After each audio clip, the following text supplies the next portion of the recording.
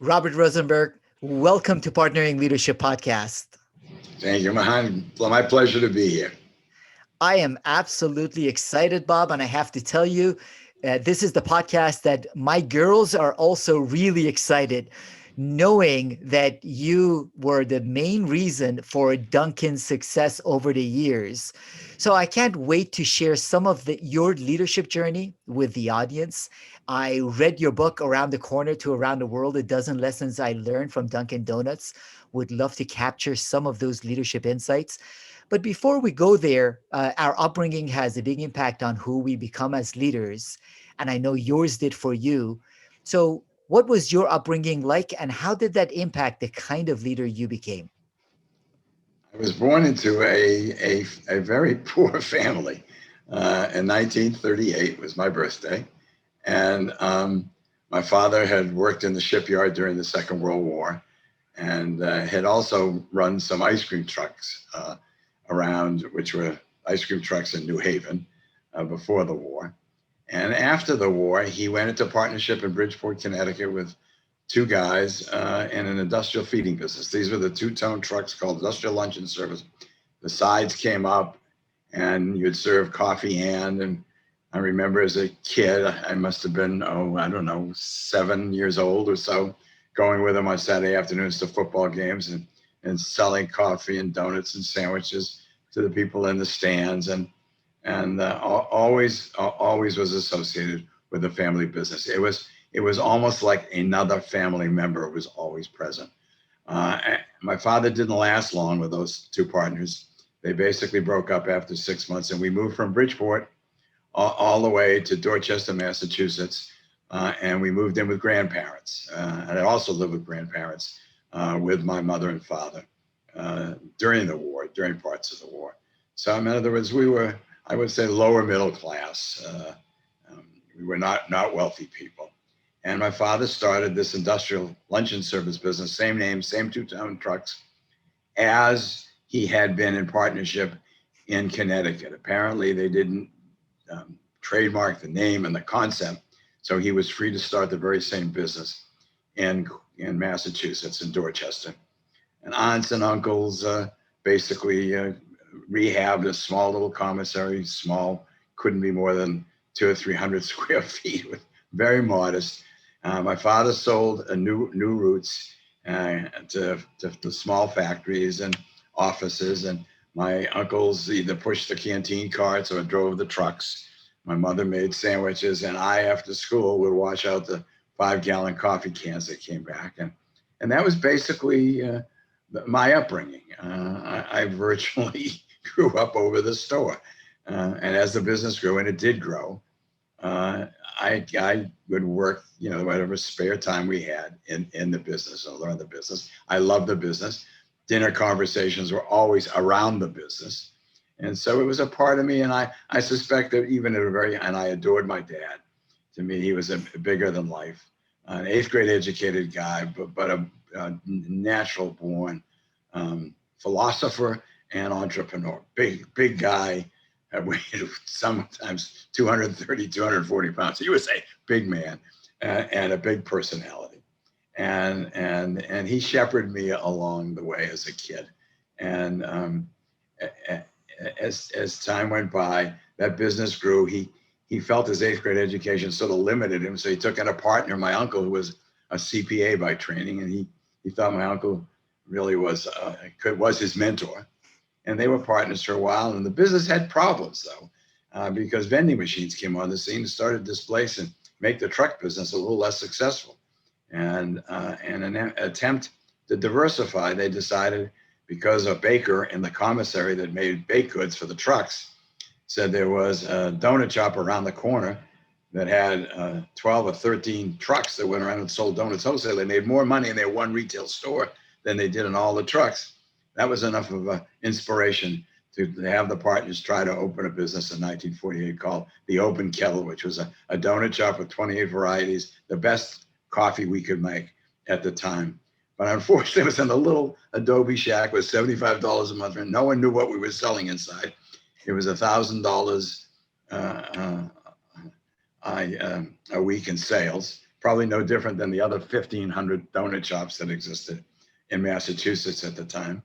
And luck would have it, and I find this is true in all business startups, luck plays a huge role. The guy across the street was a restaurateur, and he decided he was going to add a donut shop to his business. The partners were, out of their mind that their experiment was going to be stopped in the bud immediately.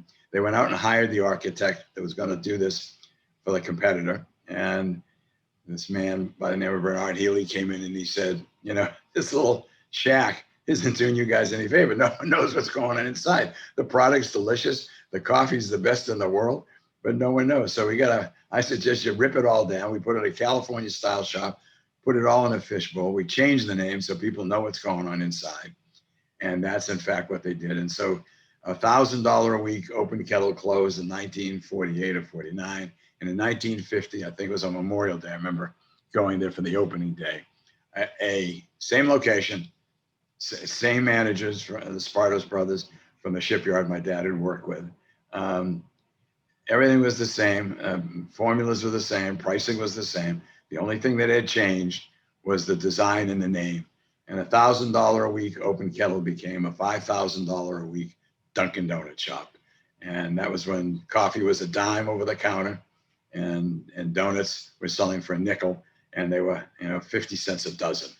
And it was a wonderful success. It opened at $5,000 or $5,500 a week in sales. And it was the beginning and the foundation of an enterprise to come.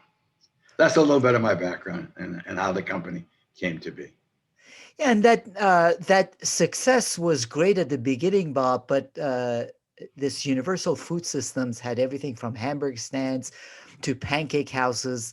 And your dad was smart enough after you graduated from Harvard Business School at 25 to ask you to become the CEO of this mishmash of a business doing about $6 million in business, earnings of only about $93,000. Now, to put it in context for everyone, right now the market cap of Dunkin is about $8.5 billion. So what I'm curious about is, why did you choose, when you came on board as CEO, to focus primarily on donuts and coffee, while at the same time your uncle had started Mr. Donut, which was competing with the business too?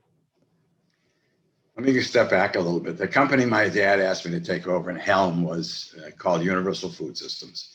It was comprised of around 8 small little businesses. When I went away to college and ultimately to the Army and then ultimately to business school, when I left, there were 5 Dunkin Donut shops that were serving just donuts and coffee, and quite successful when the partnership broke up.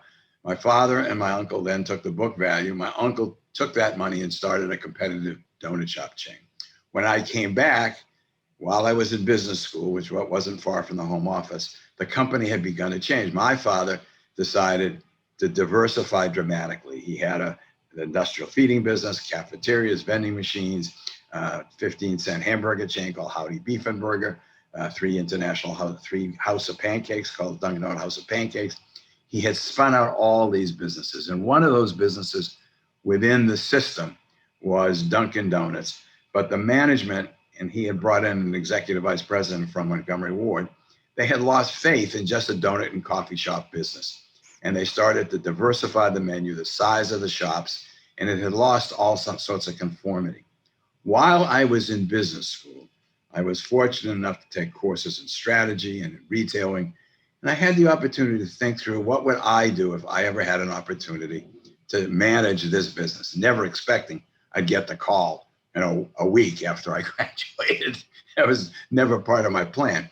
But basically came to the conclusion that a young company can die as much from indigestion, having too much on its plate and unable to do it, as it could from starvation, not having enough capital and people. So as a result of that, my notion coming out of business school was the only business that was truly unique and offered a purpose of something better and different than what existed in the marketplace was the original Dunkin' Donut concept. And that if we went back to that, we would have a vehicle with a sustainable competitive advantage, and the other businesses didn't. They were Me Too operations. They were larger, more effective, better managed.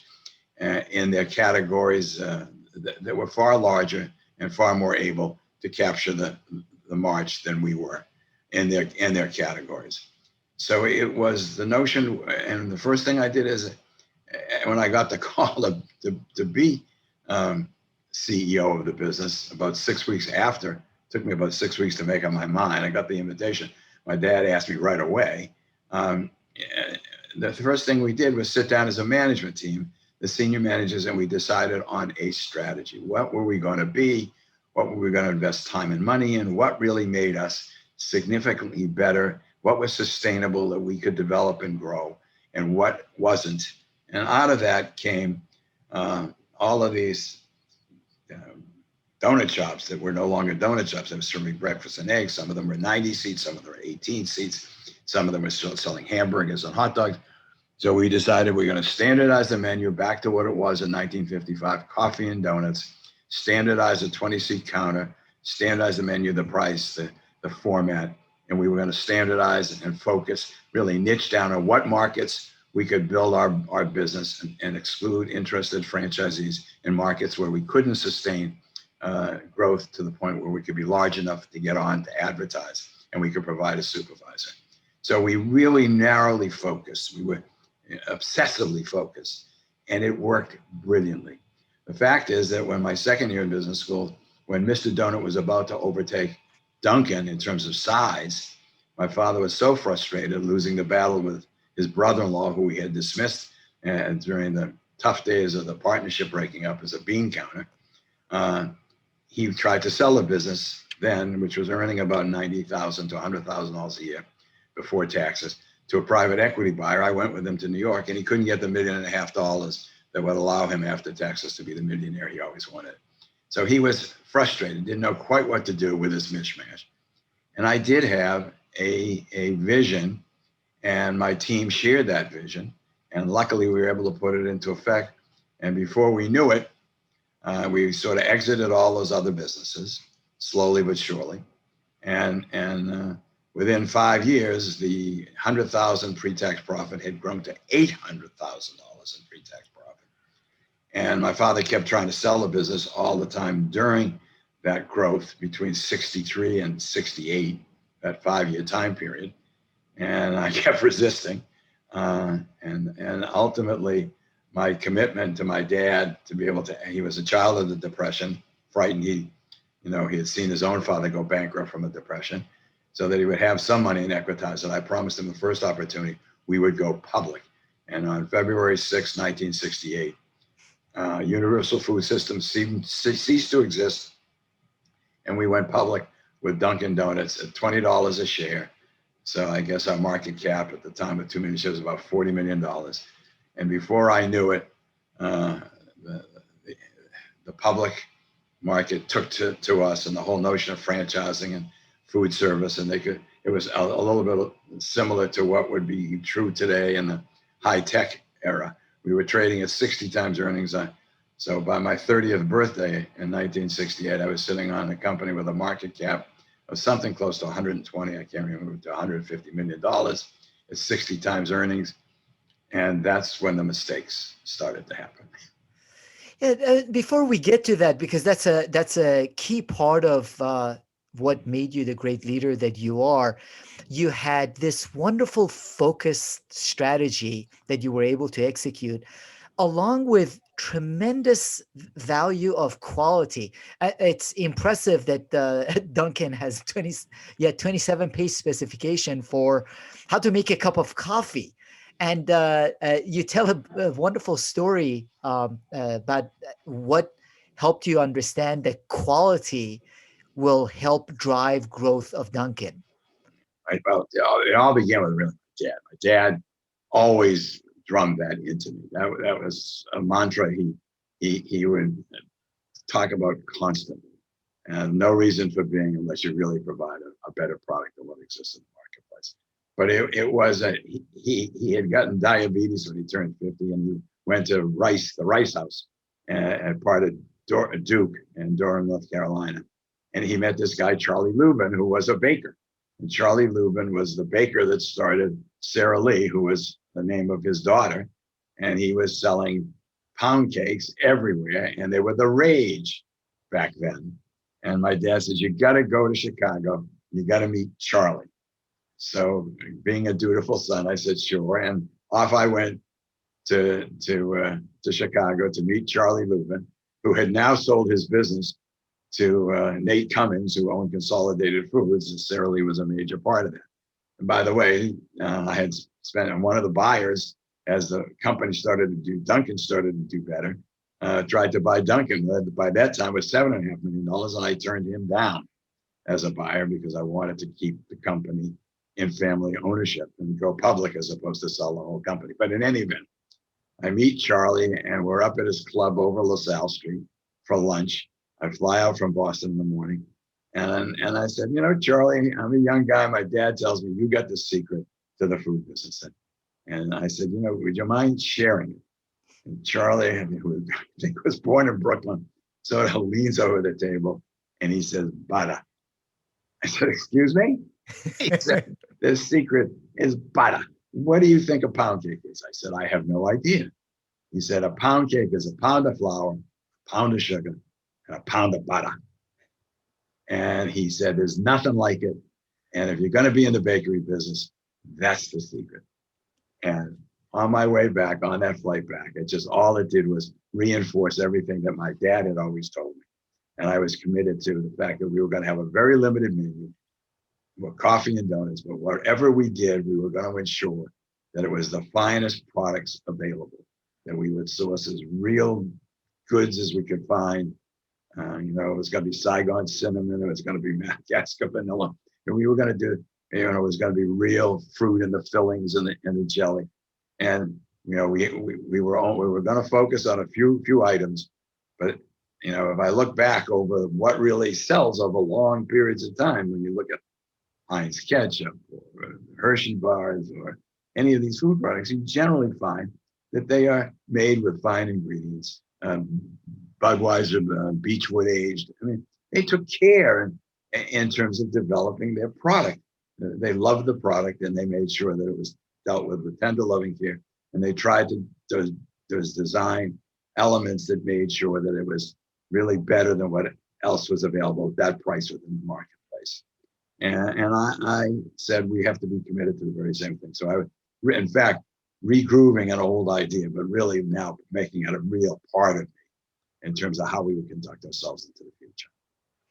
And that focus strategy and that focus on quality obviously helped you grow and do very successfully at the public valuation, as you mentioned, 1968 of 120 million. But then you decided to start the portfolio of other franchise companies, fish and chips chains, franchise learning centers. What got you to start all of these different businesses? Basically, the very same mistake that my dad had made, not drawing a distinction between exploitation and experimentation, and the niching down and the focus had paid off so brilliantly in the first 5 years that the success of that was really an impediment to my future success. Selling at 60 times earnings was seductive. And I then made a decision and changed the strategy of the business. Instead of being a focused donut and coffee company and being preeminent in each market in which we selected to distribute our products so we could advertise and supervise, I decided that we would become a portfolio of franchise businesses. And I opened a fish and chips chain. I began to talk to IBM about learning centers. Hats started to go away after JFK didn't wear hats, and Hat Corporation of America was looking to open a chain of franchised haberdashery men's stores. I talked to them about franchising those. So I basically had taken my eye off the ball and began a lot of other initiatives and began to push the organization into fast growth without understanding the distinction. I was shooting from the hip. Business school was vitally important to get me started, but then I found that I had gone way off track, lost all that focus, didn't have enough guidelines and guide rails to get me to be more thoughtful about what we wanted to be, what we wanted to have, and what levers were we really capable of pulling at any one time. I just basically gouged the company, and here we were again, suffering from indigestion, massive indigestion. And earnings started to falter off. I had recruited friends of mine from business school to join me out of Goldman Sachs, great people, one of whom was one of my closest friends. He and I would drive to school every day. Lost faith in my leadership, left the company, rightfully so, lost confidence in my leadership. And the franchisees started to balk and started a couple of them started a class action lawsuit. It was a mess. So I had done exactly the same thing my dad had done.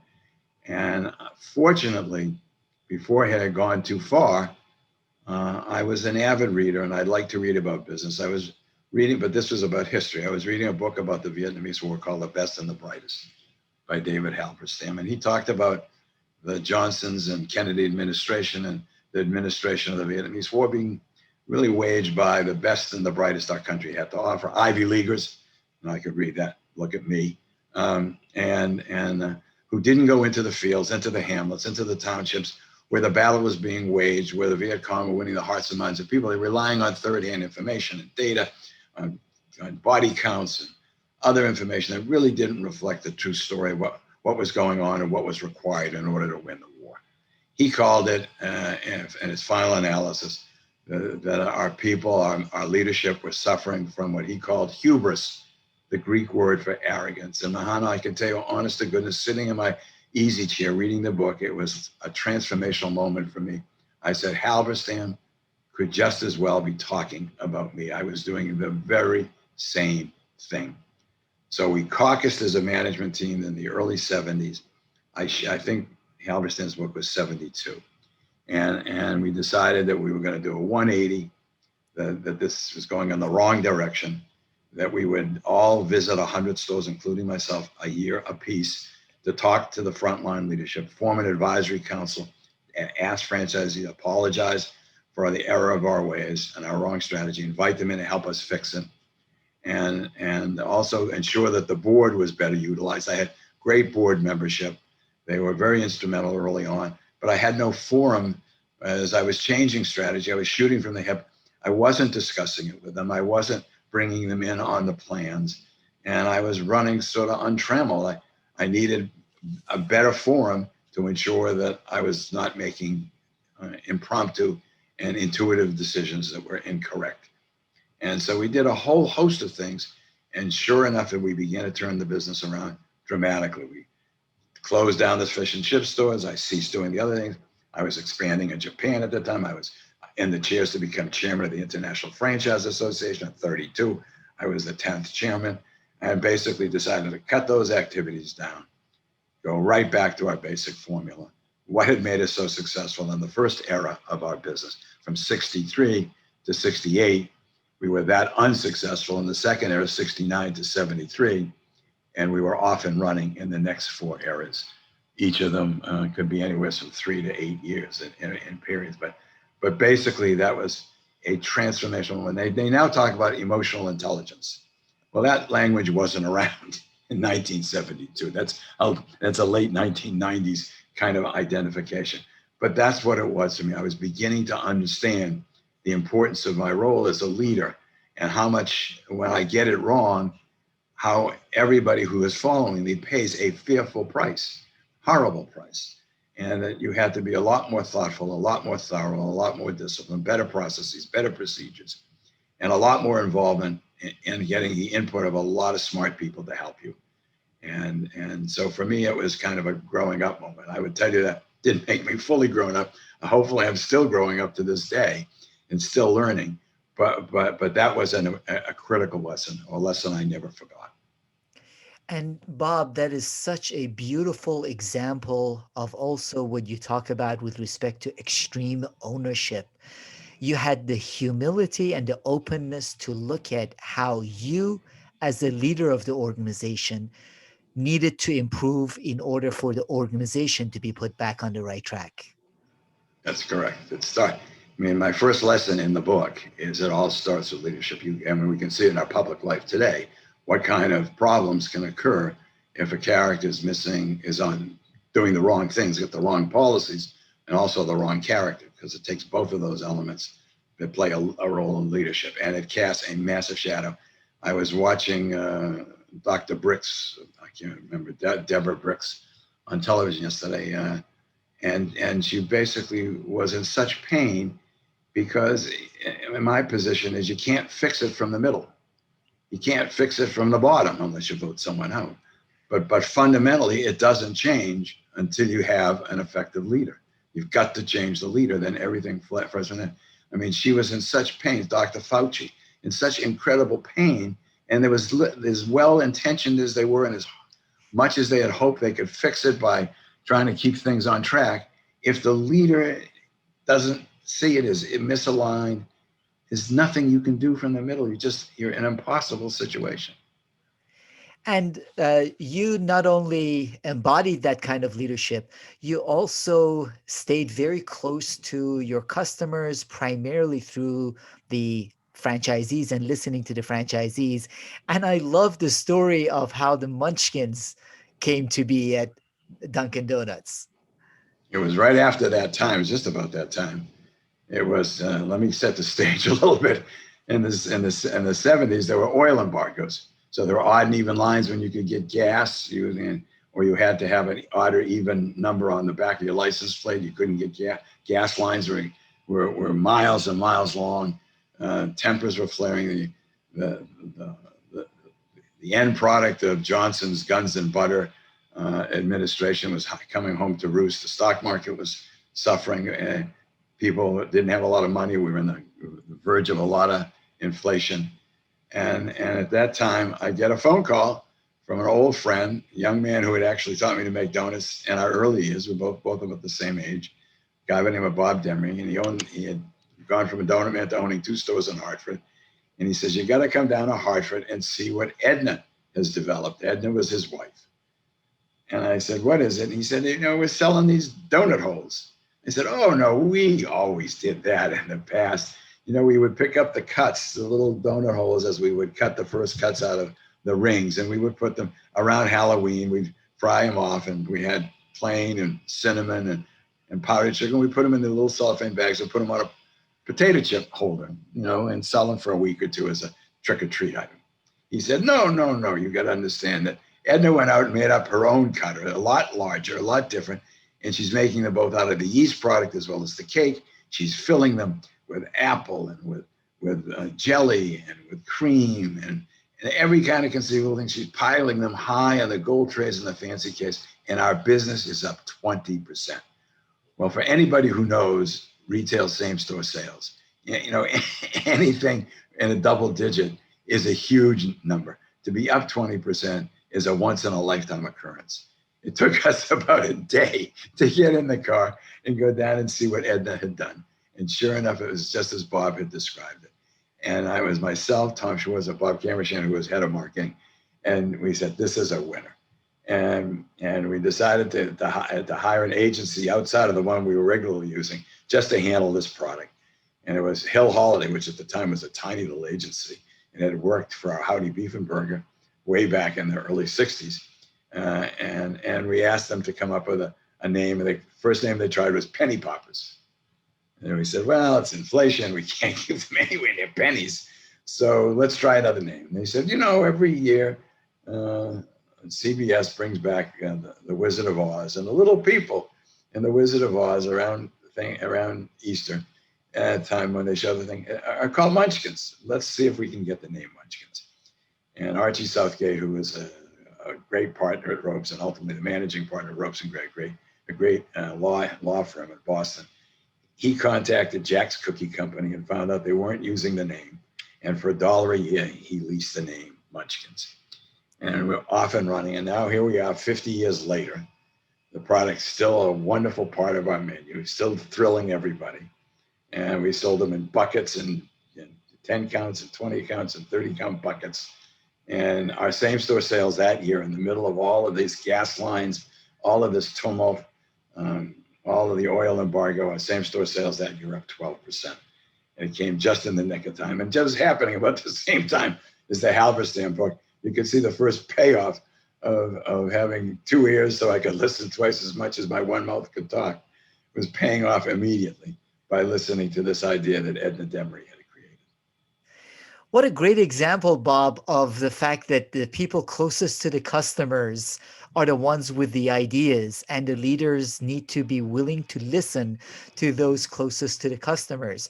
But it's not only with respect to products. I also love the fact that even with respect to your go-to-market strategy, you were willing to look at ideas that came from the field. And from an experience in Philippines, you came up with ideas or saw additional opportunities for Dunkin Donuts go-to-market strategy. And that's so true, Mahan. I was on a trip to the Orient. We were having some problems with our Japanese licensee, and I was going to stop in the Philippines. We had opened a few stores there, and they were very, very successful. They were expanding rapidly, but I was told that they were taking donuts out of the Makati store, which is a very wealthy, nice part of the neighborhood in Manila, and they were selling them at convenience stores and theaters and gas stations. They were donuts and coffee. There are things in Manila called jitneys, these little motorized bikes, and that was the time when we had Fred the Baker advertising time to make the donuts. I've had supermarket donuts did that. We were making all the product within the four walls of the store. You just didn't take the product away and sell it other places. So on my trip to Japan to solve the problem there, I was going to stop in and try to convince them that this was not a good idea. This isn't the way Dunkin' does things.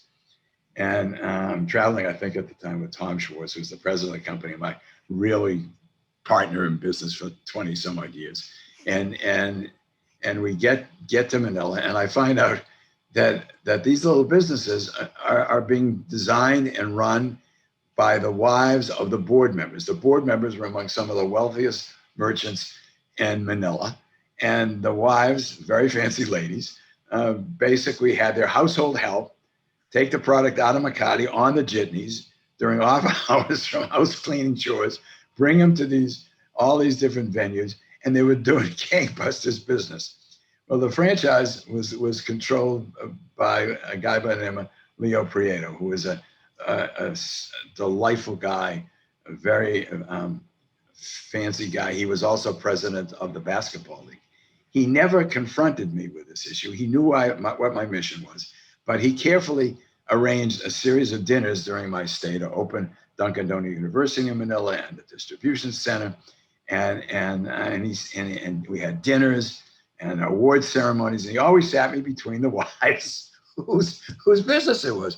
And so before I knew it, they were talking to me. You can't, Mr. Rosenberg, you can't do this to us. Let me tell you how much I'm doing. Let me tell you how much we're making, and on and on and on. And by the second or third day, my head was spinning. And I said, my God, I mean, this is like a whole different way of going to market than the way we did. We always sold within the four walls of the store. This would be a major change, but it really looks like it's got an opportunity. So Tom and I, on our trip on into Tokyo, and I think ultimately we went on to Bangkok, we're talking about what if we changed the world and we allowed this to happen? What would our world look like? Well, by the time we got back, some other franchisees in the United States wanted to do the same thing. And it wasn't long before we basically decided, a little bit like Coca-Cola when they took, Coca-Cola was only sold in fountains, and fountain syrup during its early years. It wasn't until they put it in bottles and distributed it wherever people workshop, travel to play, that it really took off. And we decided we're going to do the same thing. That rather than sell an individual store, we'll sell a territory. Within that territory, they will try to get as many sources, points of distribution. Instead of having 2,000 square foot stores, half of which were going to be for the production of donuts, we're gonna have 1,000 square foot stores and manufacture our donuts centrally and distribute them. And it increased the return on investment at the unit level, which is my view of what the critical metric is for success. And we were off and running and explosive growth through the 80s. And a large part of that was because of the housewives of the board members in Manila. And that is fantastic because there are so many examples of how you listened to the franchisees and how they listened to their customers, and then you adopted what worked. Now, you mentioned earlier, Bob, the sort of the tension between exploitation and experimentation. Obviously, as a worldwide organization, you needed to maintain a certain level of consistency. How would you decide what is worth exploiting and spreading to the rest of the franchise network? And how did you determine this idea might be good in one market, but it's not something we want to take to other markets?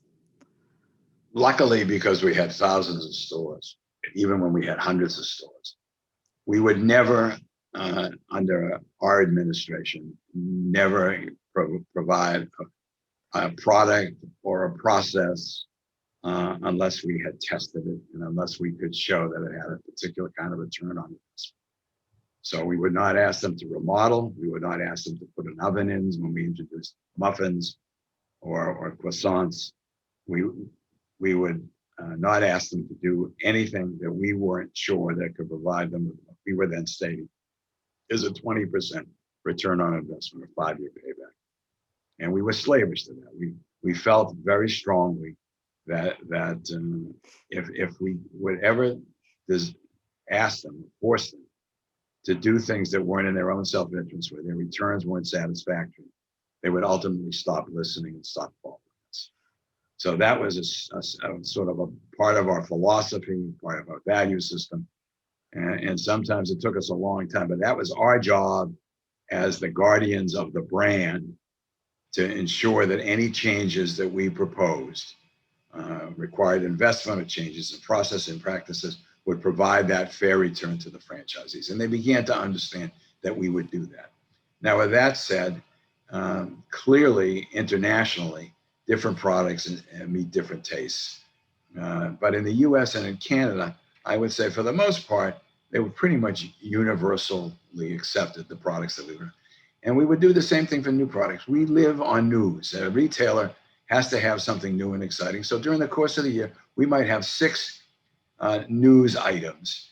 It could be a price off, could be a new product, it could be a promotion, but we would have them. They would last about 6 to 8 weeks, and we would promote them. And we would panel test them, and we would ensure that all of that stuff was well tested a year in advance. So we said, if you take the time and energy to do that, here's the penny profits that you're going to enjoy, either by discounting that product this much.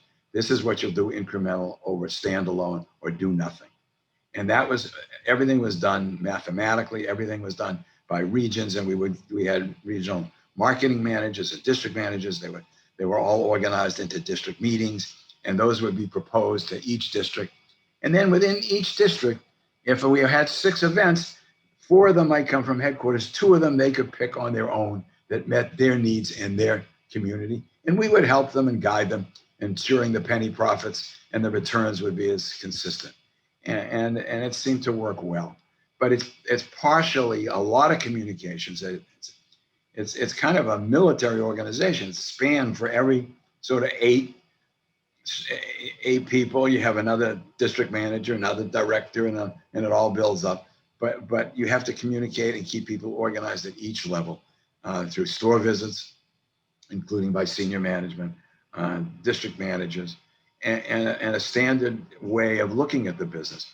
We would try, as we did with our own company, we would manage by objectives. We would have the franchisees in their districts do the same thing. So in the advisory council, rather than get into a lot of back and forth conversations, we would say, with their involvement, this year we want to see same store sales grow so much. We want to see profitability grow so much and returns be so much for the unit.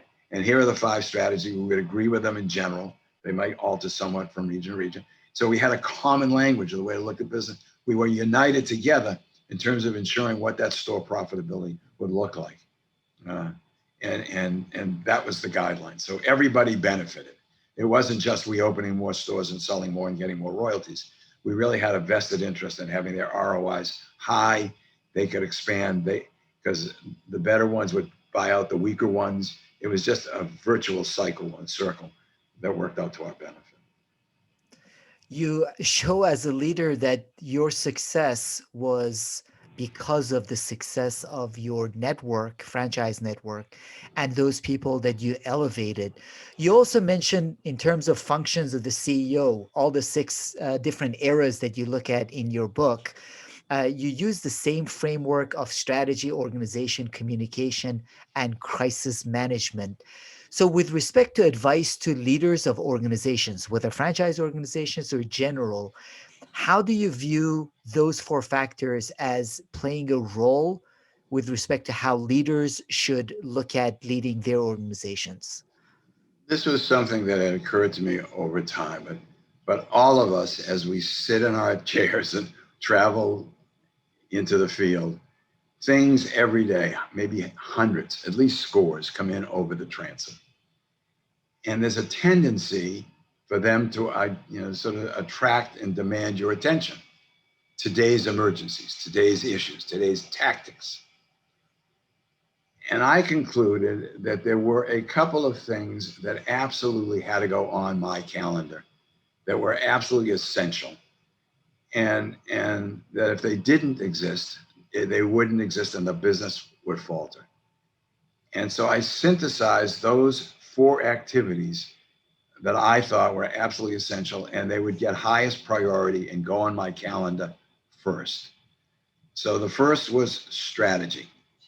Strategy was a clear, articulated view of what the purpose of your business is. And in our case, people might say, well, it's just donuts and coffee. But really, we were providing a start to the day's business for 5 million people around the world, put a hop in their step, and that we thought very strongly that the world would be a sadder place had it not been for our products. And we felt strongly about that. And our mission is we wanted to be preeminent, at least 50% share of the coffee and donut market in each market we elected to compete. So there are hundreds of SMSAs. I won't go into each of the details, but it was a very rigorous look at strategy. What did we want to be? What did we want to have? And what 4 to 6 levers were we going to pull to take ever scarce resources to the achievement of those objectives? We only had 3 objectives. You can measure tons of things. We thought only 3 you could keep your eye on. One was we wanted to grow our own earnings per share, between 15 and 20% a year. We wanted to have franchisee returns at least at 15, closer to 20% return on investment. And we didn't want to have too much debt. And those were the 3 criteria. I mean, you can measure customer satisfaction scores, you can measure all kinds of things, hundreds of them. But we would synthesize it down to the few that made the biggest amount of difference. And it might vary lower in the organization which 3 things they were going to measure. But everybody had to have something to measure, an objective to measure. And then the strategies, we felt that whether you were the United States government, a community, a family, a business, no one organization could devote itself at any one time effectively to any more than maybe 6, preferably 4 major levers that pull that are going to bridge scarce resources to the achievement of those objectives. And we'd spent a ton of time on that. Second thing was organization. It was basically to find the right people, man the organization appropriate to the execution of that strategy, find, retain, and motivate. And that took up a lot of time. And we wouldn't never skimp on not doing that. And the third was communication, aligning everybody behind the strategy. And it doesn't happen by saying it once and putting out a memo. You got to get in the stores. You got to go to district meetings. You have to allow people are busy in their own lives. They have family issues. They got sickness in families. They don't always buy in, to the one message you send out. It's a constant, never-ending process of aligning, listening, back and forth, adjusting. And in fact, that's what I was doing in the Philippines. I was trying to align them, and luckily they aligned me. That's the process. That's where the benefit comes in. But you got to be out communicating. And the last one is crisis, existential crisis in our case, came maybe 4 or 5 times in my 35 years.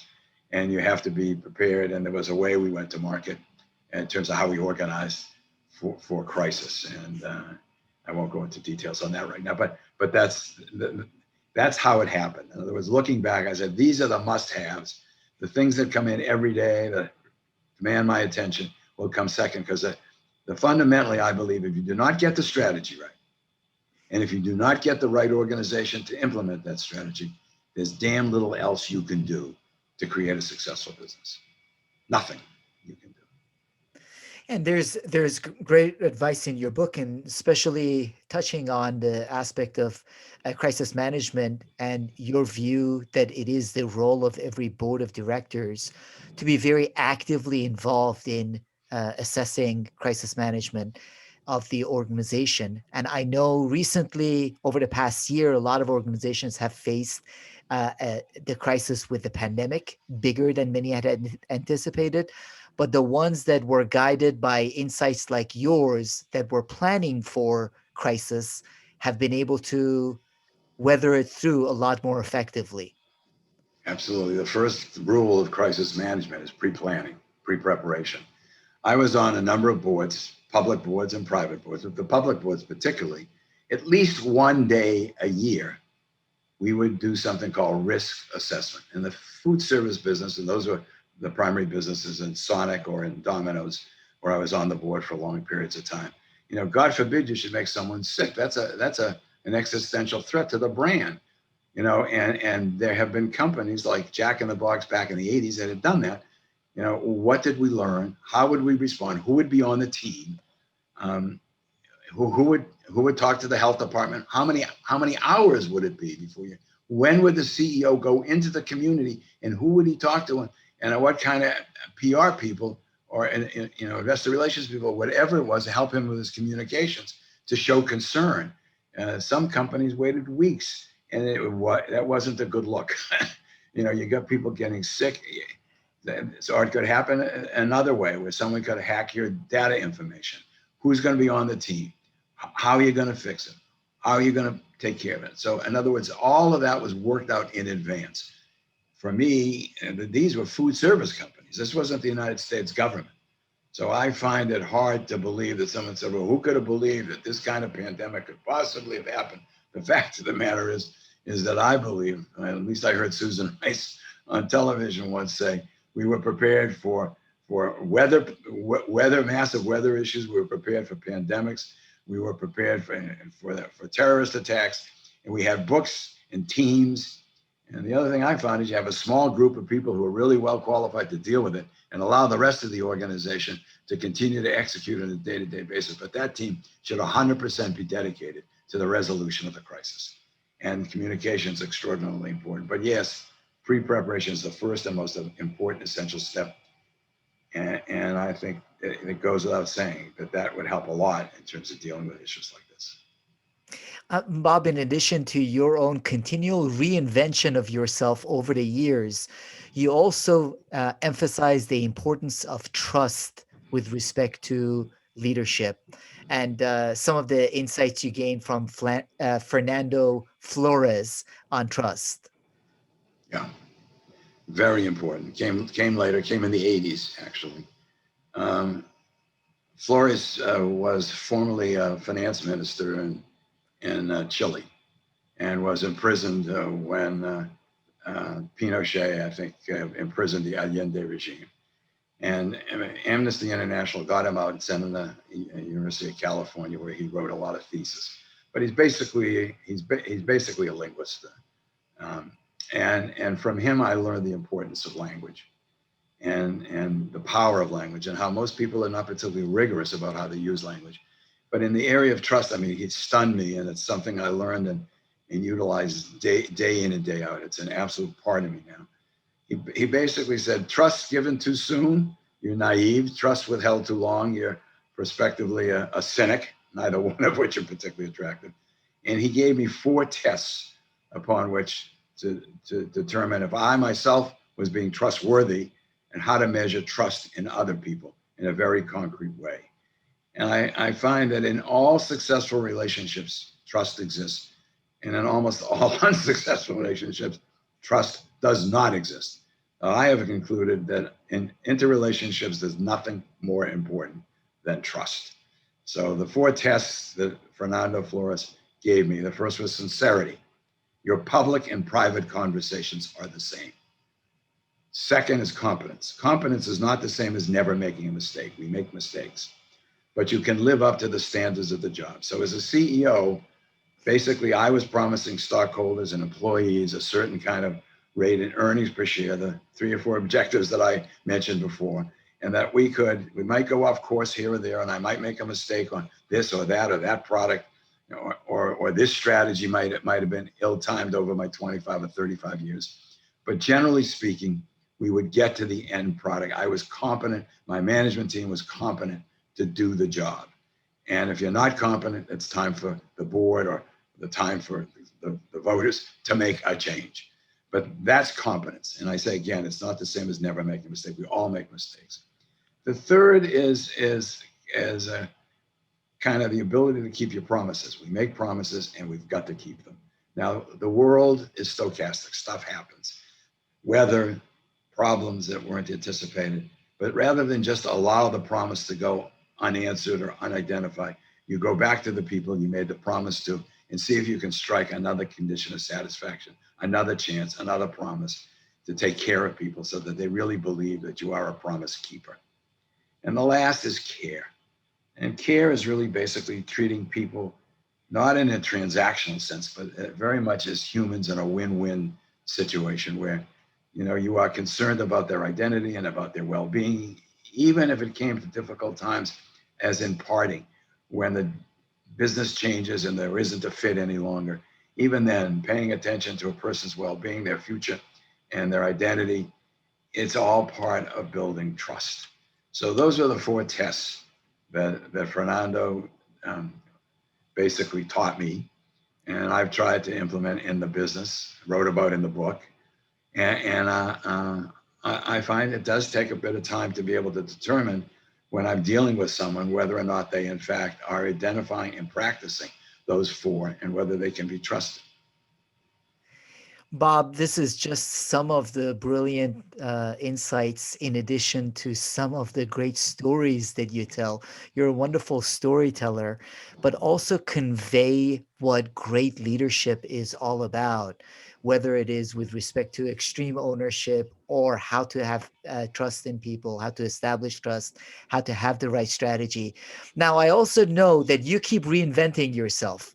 You being the CEO was one act, you were a professor, another act in your life. You now are an author and promoting this book.